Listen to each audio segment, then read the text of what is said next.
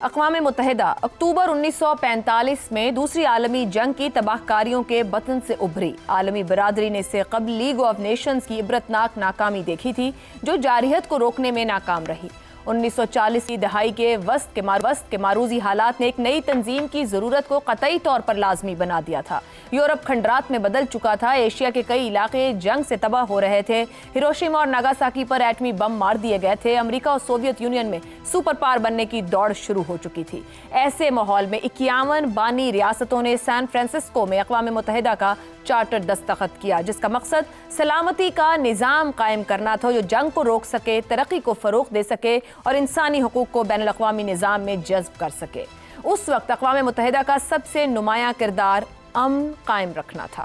نیلی ٹوپی والے فوجی 70 سے زیادہ آپریشنز میں دنیا بھر میں بھیجے گئے، جن میں نمایاں کامیابیاں نمیبیا، کمبوڈیا اور لائبیریا میں نظر آئیں، جہاں اقوام متحدہ نے بعد از جنگ معاشروں کو مستحکم کیا۔ تاہم امن قائم رکھنے کی یہ کوششیں اکثر سیاسی سمجھوتوں، وسائل کی کمی اور سلامتی کونسل کی ویٹو سیاست کی وجہ سے محدود رہیں۔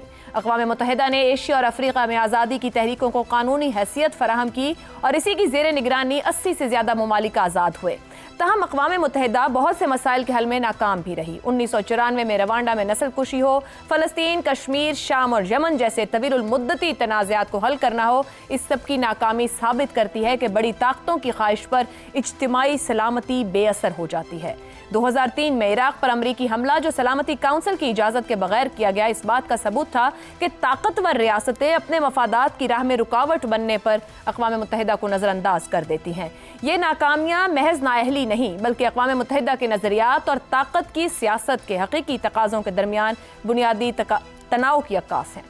اقوام متحدہ کی غیر جانبداری کو بارہا امریکہ نے متاثر کیا ہے، اسے اپنے مقاصد کے لیے استعمال کیا ہے۔ کوریا کی جنگ اور خلیجی جنگ کو قانونی جواز دیا، جبکہ اپنے اتحادی اسرائیل کو سلامتی کونسل میں ویٹو پاور کے ذریعے مسلسل تحفظ فراہم کیا ہے۔